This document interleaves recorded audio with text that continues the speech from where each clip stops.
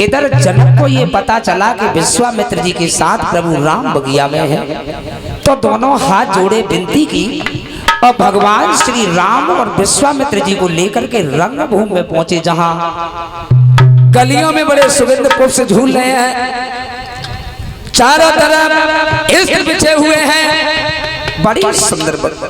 जनकपुरी एक नव दुल्हन की तरह सजी है, स्वयंवर है सीता की।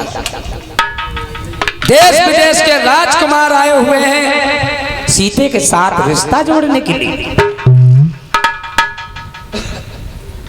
प्रभु राम जब वहां पहुंचे तो तुलसीदास जी ने चौपाई में लिखा है, क्या लिखा? लिखा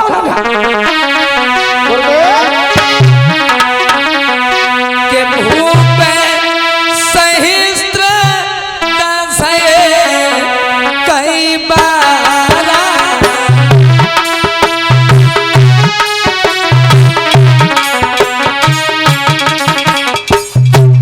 यानी ये लिखा के 10,000 राजा धनुष से चिपट गए।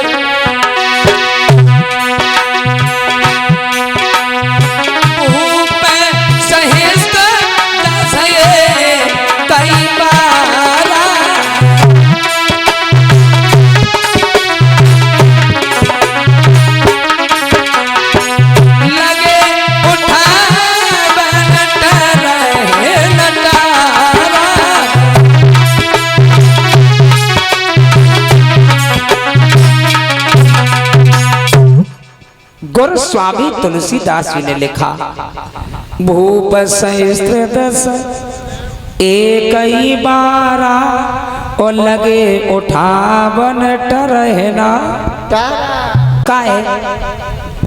उन्होंने ये बताया कि 10,000 राजा पुजारी जी धनुष से लग गए और 10,000 राजा के हाथ 20,000 तो हो ही गए। फिर वो बढ़िया कि तो लम्बो हाथों जो ना टूटो, और खैर छोड़ो, टूट भी जाता तो सीता जी किन किन के जयमाला डालती है? जवाब दिया, लेकिन ऐसा नहीं। उन्होंने कहा 10,000 राजा चिपट चुके थे, जब तक राम पहुंचे तब तक एक बार से दोबारा किसी पहलवान को मौका नहीं दिया गया। और उस धनुष में करामात थी कि जो बलवान धनुष से लगता उसके बल को खींच के अपने बल को बढ़ा लेता था, तो तोड़ने की बात तो छोड़ो, किसी ने हिला भी नहीं पाया। जोशीली बाजी बजना मंद पड़ गए। जनक उठ करके खड़े हो गए, कहने लगे सभा के लोगों, अगर मैं ये जानता कि दुनिया में कोई बलवान नहीं है, पुरखों वाली जागीर जब संतानों में नहीं रही, तो हम सीता का संकल्प ही नहीं करता स्वयंवर का। और जनक बोले,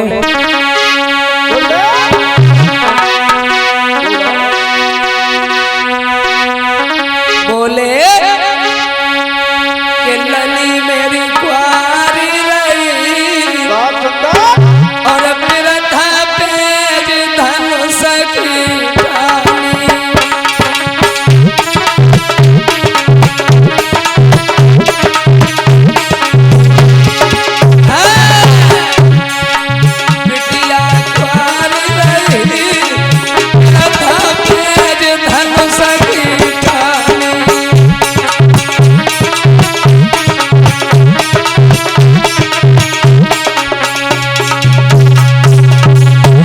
जनक बोले, अरे कहा हमारी मौत की तरफ देख रहे हो, चले जाओ, चले जाओ, विवाह की आस को छोड़ के चले जाओ। छतरी में धनुष न टूटो,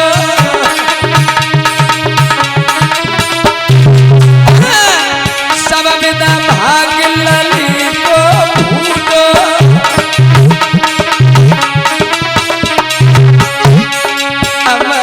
हसी भाई,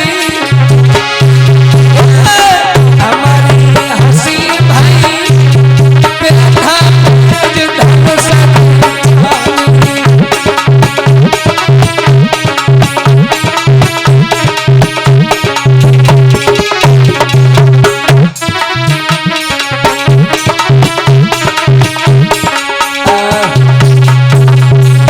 जवाब दिया, सभा के लोगों चले जाओ, सीता के विवाह की आंच को छोड़ दीजिए।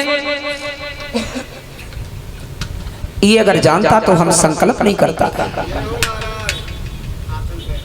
लक्ष्मण खड़े हो गए, बोले जनाब क्या कह रहे हो?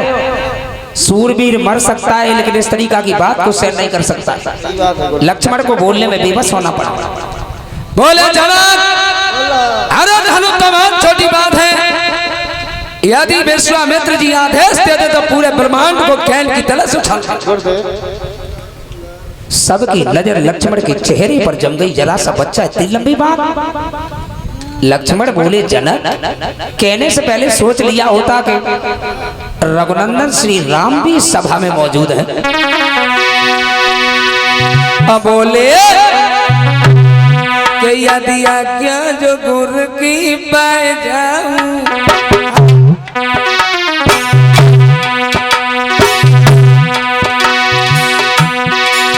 यदि आज्ञा जो गुरु की पाए जाऊं, ब्रह्मांड को या भाई हिलाए डाले और चंदा चांद को निकल जाए पूरे हमको खाक मिलाए डाले।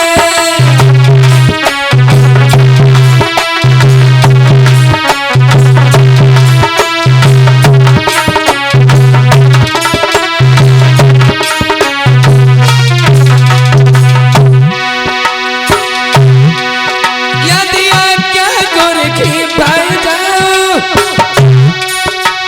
मन को या भाई हिलाए डाले, चंदा के चांद को निकल जाए पूरे हमको खाक मिलाए डाले।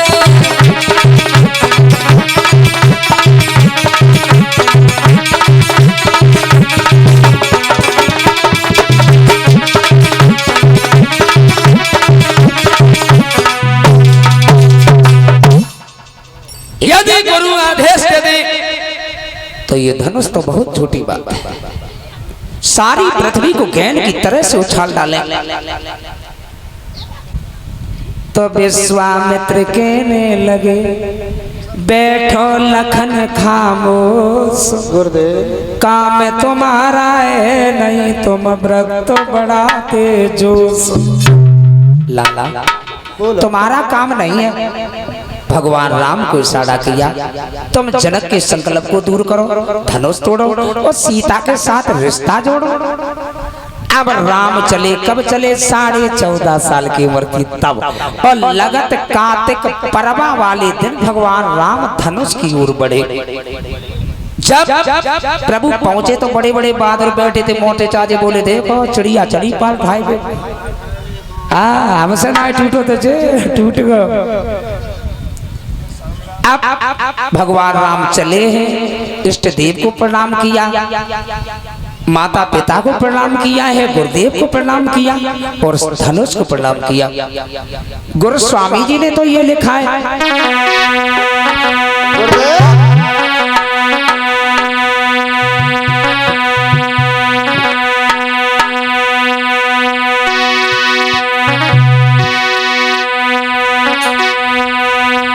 बताया है विद्वानों ने कि फिर पता नहीं कब झुका धनुष, आवाज ये की आई कानों में।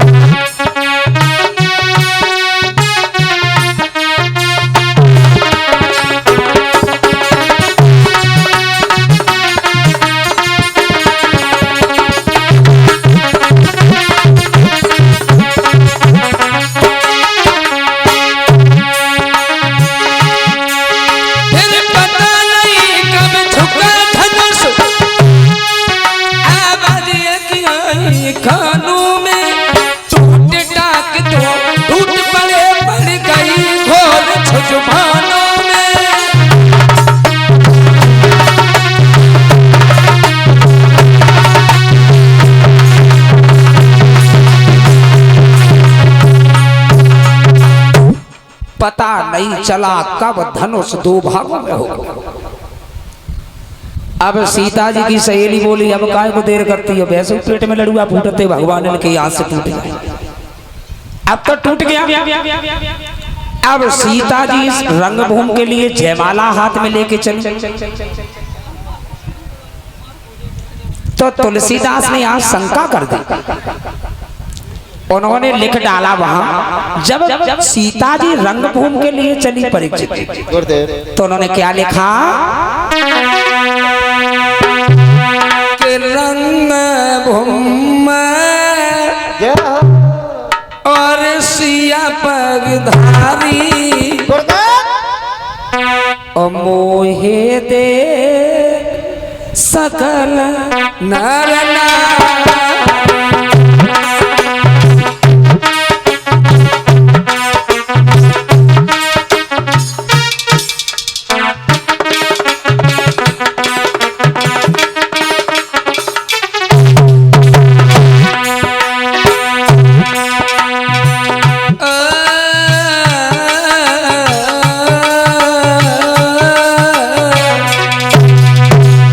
सुंदर बच्चे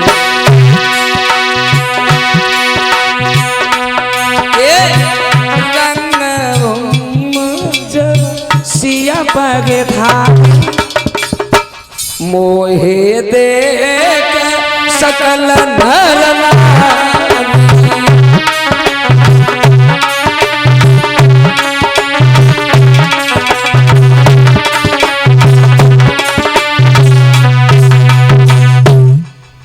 रंगभूमि जब सिया पगधारी, यानी मोहे देख सकल नर नारी।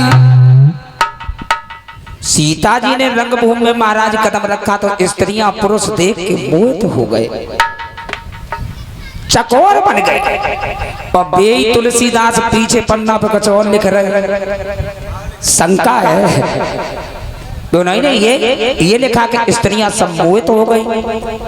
और बेई तुलसीदास पीछे वाले पन्ना पे कुछ और लिख रहे, उन्होंने रामचरितमानस में लिखा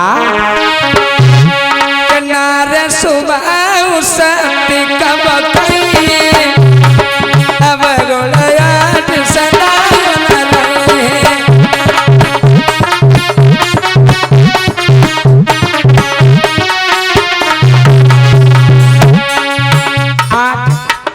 कितने 10 में तो ये कम है, अब बेहू है, अब ज्यादा और में सबसे बड़े आपको कौन होता है मैया बहनियन के पास बता दें, जो लिखा है रामायण में मोहन नार नार के रूपा पन्नगार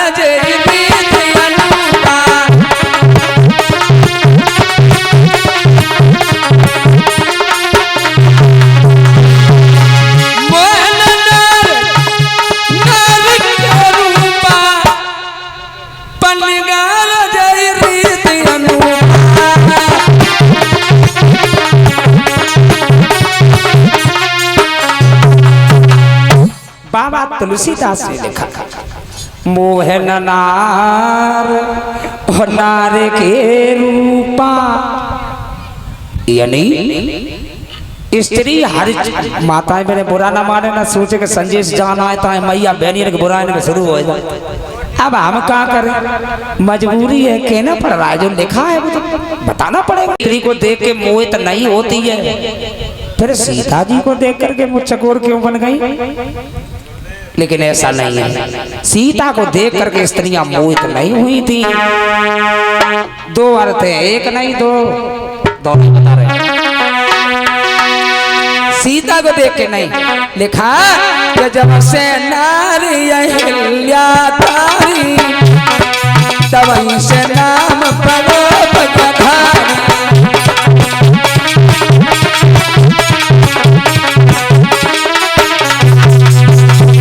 सीता को देख करके स्त्रियां मोहित नहीं हुई। जब भगवान राम ने अहिल्या का उद्धार किया तब इनका नाम पगधारी भगवान पड़ा। एक प्रमाण और है, ये तो रामचरित का बात कह रही है। वाल्मीकि रामायण बताती है क्या? बोले छाती में लात जो मारी और तबाही से कहते रे पगधारी।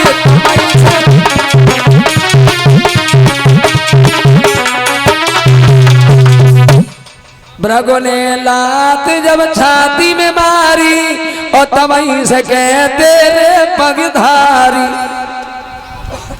सीता को देख करके नहीं, सीता और राम के जोड़ा को निहार करके स्त्रियां पुरुष चकोर बन गए, सीता को देख करके मोहित नहीं हुए। अब वे 5.5 साल की, वे 14.5 साल की, दूने से ज्यादा फर्क रहे।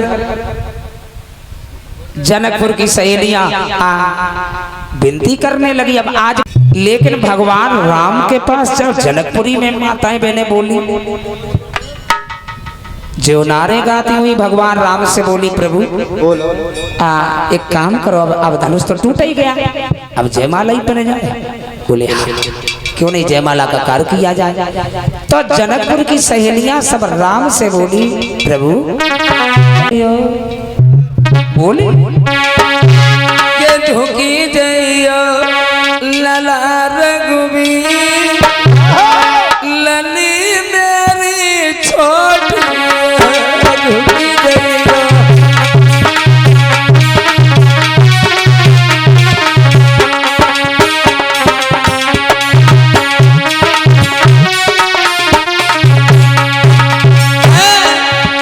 झुकी जइयो लला